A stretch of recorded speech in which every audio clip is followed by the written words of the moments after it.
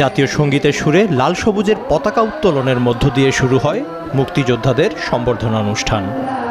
City কর্পোরেশনের দেয়া এই সম্বর্ধনা অনুষ্ঠানে আসেন যুদ্ধাহত মুক্তিযোদ্ধা সহ ঢাকায় বসবাস করা মুক্তিযোদ্ধারা।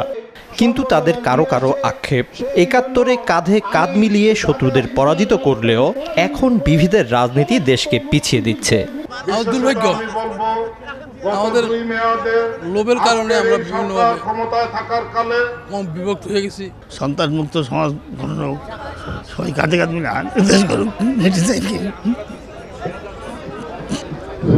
যুদ্ধাপরাধের বিচার ও মুক্তিযোদ্ধাদের পূর্ণাঙ্গ তালিকা না হওয়ায় ক্ষোভ জানান জাতির এই শ্রেষ্ঠ সন্তানরা। দেশ স্বাধীন হলো 1971 সালে, আজ পর্যন্ত আমাদের একটা পার্মানেন্ট লিস্ট পর্যন্ত হয়নি। এদেশ রাজাকার মুক্ত হোক, এদেশে যারা বিরোধিতা করেছিল তাদের জায়গা যেন বাংলাদেশে না হয়। মরার আগে আমরা যুদ্ধ অপরাধীদের ফাঁসি দেখে যেতে চাই। দুঃখের বিষয়, যারা আসল মুক্তি বাহিনী যুদ্ধ হতো তারা এখনো যুদ্ধ হতের বাধা পাইনি আমরা।